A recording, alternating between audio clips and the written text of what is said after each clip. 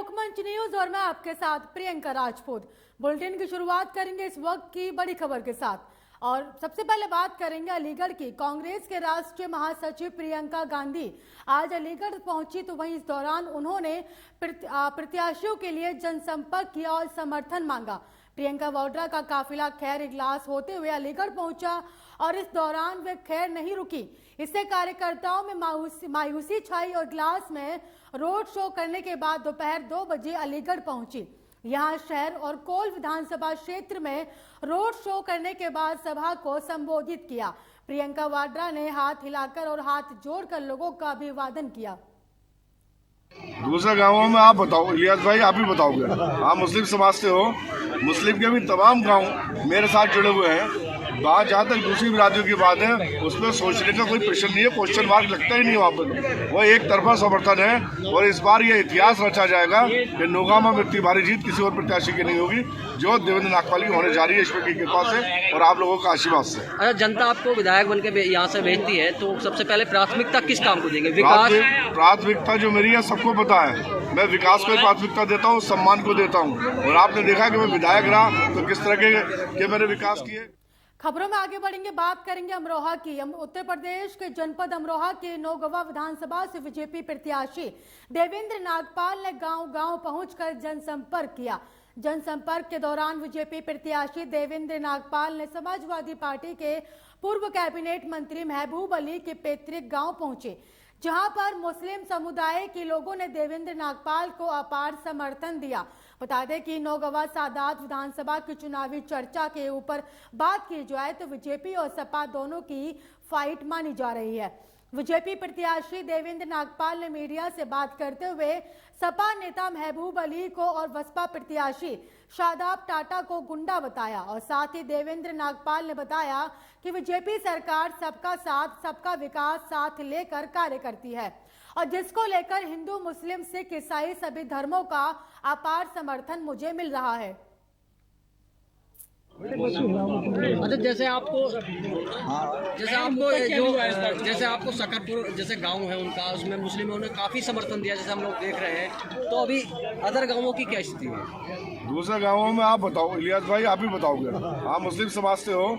मुस्लिम के भी तमाम गांव मेरे साथ जुड़े हुए हैं। बात जहाँ तक दूसरी बिरादरियों की बात है उसमें सोचने का कोई प्रश्न नहीं है, क्वेश्चन मार्क लगता ही नहीं वहाँ पर। वह एक तरफा समर्थन है और इस बार यह इतिहास रचा जाएगा कि नौगामा में इतनी भारी जीत किसी और प्रत्याशी की नहीं होगी जो देवेंद्र नागपाल की होने जा रही है ईश्वर की कृपा से और आप लोगों का आशीर्वाद से। अच्छा, जनता आपको विधायक बन के यहाँ से भेजती है तो सबसे पहले प्राथमिकता किस काम को देंगे? विकास प्राथमिकता जो मेरी है सबको पता है। मैं विकास को प्राथमिकता देता हूँ, सम्मान को देता हूँ और आपने देखा कि मैं विधायक रहा तो किस तरह के मैंने विकास किए। मेरे सांसद रहा तो 3 फ्लाईओवर बनवाने का काम किया। मेरी धर्मपत्नी नगर पालिका की अध्यक्ष, उनने किस तरह के काम किए। गजरोड़ा आज प्रेस लंदन की तरह रखता है। तो विकास ही प्राथमिकता है भारतीय जनता पार्टी की और विश्वास जीतना। ठीक है।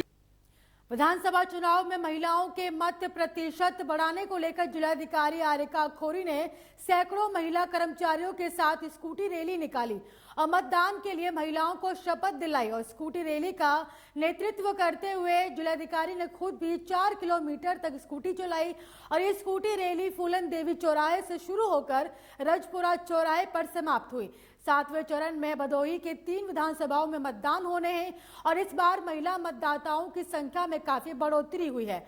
निर्वाचन सूची में महिला मतदाताओं की संख्या जेंडर रेशियो के मुकाबले 828 से 890 के लगभग हुई है और इसे लेकर जिला प्रशासन चाहता है कि बढ़े हुए महिला मतदाता अपने मताधिकार का प्रयोग करें और 100% महिलाओं का मतदान दें और इसके लिए महिलाओं को जागरूक करने के लिए जिले की महिला जिलाधिकारी आरिका खोरी ने स्कूटी रैली का नेतृत्व संभाला है और सैकड़ों महिलाओं के साथ स्कूटी रैली निकालकर 100% मतदान करने के लिए संदेश देने का काम किया।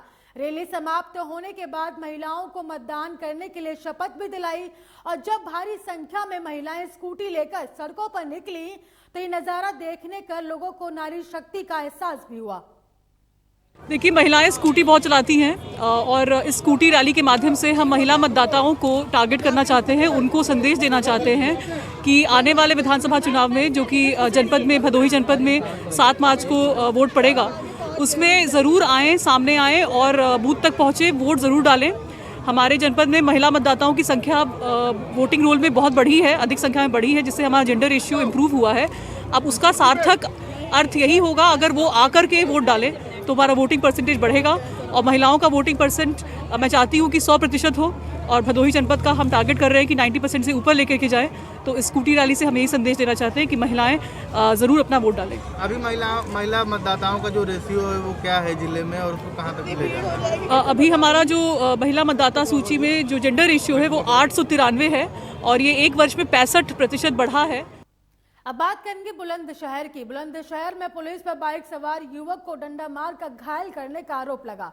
पुलिस ने घायल अवस्था में युवक को अस्पताल पहुंचाया और पीड़ित ने आरोप लगाया कि बाइक रोकने के लिए पुलिस ने डंडे मारे, अनियंत्रित होकर रोड पर बाइक गिरी। तो वहीं पुलिस ने कहा कि तेज गति से बाइक सवार युवक जा रहे थे और अनियंत्रित होकर किसी से टकराव चोटिल हुए। बता दें कि बुलंदशहर के खुर्जा नगर कोतवाली क्षेत्र का पूरा मामला है।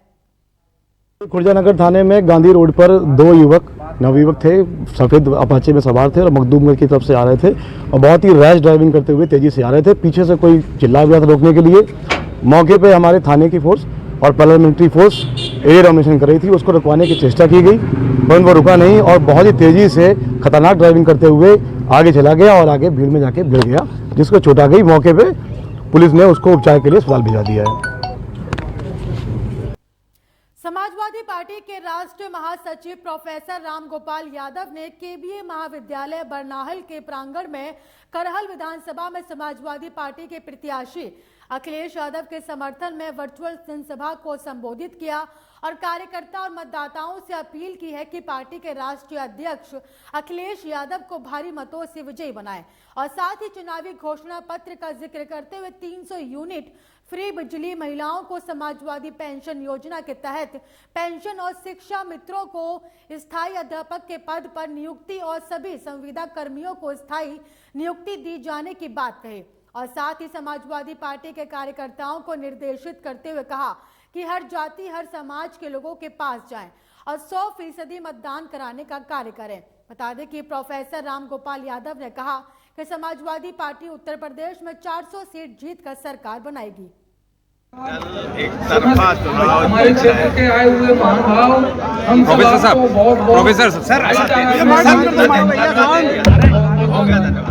प्रोफेसर साहब, समाजवादी पार्टी ने 300 यूनिट बिजली बिल फ्री करने का ऐलान किया है।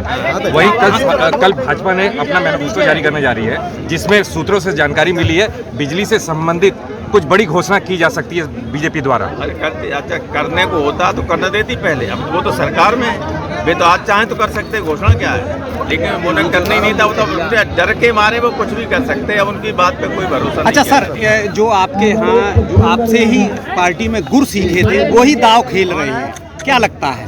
कौन सा? जो राष्ट्रीय अध्यक्ष के प्रतिद्वंदी इस समय है और जो जो आपकी पार्टी से गुर सीखे थे और सब कुछ आप पे ही दाव चल रहे हैं आजकल। हमारे कौन से दाव थे? तो डायरेक्ट समाजवादी पार्टी पे अब भी आरोप लगाना चाहते हैं। हमारी पार्टी कौन सा उन्होंने कुछ सीख लिया? कभी नहीं। हमारी पार्टी का कुछ सीखा होता तो उन्हें ये भागना ही नहीं पड़ता। कुशीनगर से बड़ी खबर सामने आ रही है। बता दें कि कांग्रेस के प्रदेश अध्यक्ष अजय लल्लू का बड़ा बयान सामने आया। उन्होंने कहा कि पूर्ण बहुमत की प्रदेश में सरकार बनाएगी कांग्रेस और यूपी में हत्या, लूट, बलात्कार की घटनाओं में बढ़ोतरी हुई है। बता दें कि कांग्रेस के प्रदेश अध्यक्ष अजय लल्लू का बड़ा बयान सामने आया। उन्होंने कहा कि पूर्ण बहुमत की प्रदेश में कांग्रेस सरकार बनाएगी और साथ ही योगी सरकार पर निशाना साधते हुए कहा कि यूपी में हत्या, लूट, बलात्कार की घटनाओं में बढ़ोतरी हुई है। लखनऊ से बड़ी खबर सामने आ रही है। बता दें कि शिवसेना उत्तर प्रदेश में 50 सीटों पर चुनाव लड़ेगी। संजय राउत ने बड़ा बयान दिया है चुनावों को लेकर। बता दें कि शिवसेना उत्तर प्रदेश में 50 सीटों पर चुनाव लड़ेगी। तो वहीं संजय राउत ने आगे कहा कि हम अपने पार्टी का विस्तार कर रहे हैं। हम 2024 के लोकसभा चुनाव में 20 सीटों पर चुनाव लड़ेंगे। और उन्होंने कहा कि किसान रक्षा पार्टी के साथ शिवसेना का गठबंधन हुआ है और उत्तर प्रदेश में ओवैसी के ऊपर हमला भी किया और कहा कि बेहद निंदनीय है। मेरठ से बड़ी खबर सामने आ रही है। बता दें कि बबीता फोगाट के काफिले पर हमला किया गया। इस वक्त की बड़ी और अहम जानकारी आपको मेरठ से बता रहे, जहां बबीता फोगाट के काफिले पर हमला होने की खबर सामने आई। सिवाल खास विधानसभा के दबकुआ गांव में यह हमला हुआ है। बता दें कि 2 लोग घायल और बबीता फोगाट की गाड़ी की लाइट भी तोड़ी गई। पर बीजेपी प्रत्याशी मनिंदर पाल के पक्ष में डोर टू डोर प्रचार करने आई बबीता फोगाट। अब बता दें कि मनिंदर पाल सिंह की पत्नी थी साथ में, और जहां पर लाठी डंडे लेकर पहुंचे लोग।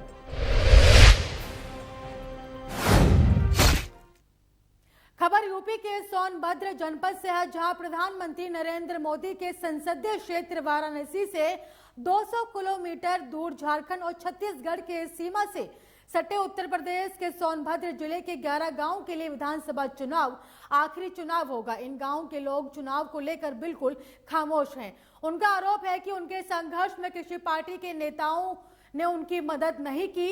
वहीं 2017 विधानसभा चुनाव में उत्तर प्रदेश के सोनभद्र जिले में सबसे अधिक 18,990 के लगभग लोगों ने नोटा का प्रयोग किया था, जिसमें अधिकांश नोटा का प्रयोग डूब क्षेत्र के लोगों ने किया था। आपको बता दें कि अगले साल जून 2023 तक सिंचाई के लिए बन रहे कन्हर डैम के कारण ये इलाका डूब गया और 11 गांव हमेशा के लिए सोनभद्र जिले के मानचित्र से विलुप्त हो जाएंगे। दिक्कत यही है कि यहाँ हमारा डिहवार है, देवता देवी सब कोई है। दिक्कत यही हो रहा है कि हम बच्चा को नारना भी सबको यहाँ गड़ा है। यहीं पर हम लोग गुजर बसर कर रहे थे। हमारा ज़मीन को जो है, ज़मीन में हमको जितना मोहब्बत है उतना किसी का नहीं मोहब्बत है। हमारा दुख दर्द हो रहा है। जब निकलने से घर से सोचने से आंसू चल रहा है पहले, और सरकार अभी दे नहीं रहा है, मुआवजा नहीं दे रहा है। सिंचाई विभाग हम लोग के ऐसे कुदा देगा। सर 2022 में जो ये चुनाव होने वाला है, इसके बाद हमारे डूब क्षेत्र में विस्थापितों को मतलब इस ग्राम पंचायत से वोटिंग नहीं करना है। यहाँ से हम लोगों को उजड़ के भाग जाना है। चुनाव आ जाता है तो नेता लोग आते हैं, वोट मांगेंगे, सपोर्ट करवाएंगे, लेकिन हम लोगों का जो समस्या है कन्हर के मामले में, पहली बात कि 18 साल से नीचे वाले लड़कों को किसी को मुआवजा नहीं मिला, विस्थापन पैकेज। दूसरी बात, जो कुंवारे हैं, चाहे भले 40 साल 35 साल उम्र हो गया होगा। समस्या यहाँ पे वही है, विस्थापित को लेकर समस्या है। बहुत लोगों का अभी तक नाम नहीं जोड़ा गया है। कुछ लोग तपच्छा वाले जैसे हैं, कुछ यहाँ पे गाँव टाइप के हमारे बहुत साल से रह रहे हैं, 30-35 साल से रह रहे हैं लोग, निवास कर रहे हैं, उनको भी नहीं दिया गया अभी तक। तो इनका नहीं हुआ। जो हमारे नाम जुड़े हुए हैं उनको तक पूरा फाइनल चेक नहीं हुआ है। हम लोग गाँव छोड़ना चाहते हैं, समय से पैसा मिल जाए, समय से हम लोग बंदा बनने से पहले हम लोग गाँव छोड़ देंगे। तो चुनाव हो रहा है, सांसद विधायक ये सब समस्या के प्रति आप लोग कहते हैं। फिलहाल मुझे दीजिए इजाजत और देखते रहिए लोकमंच न्यूज।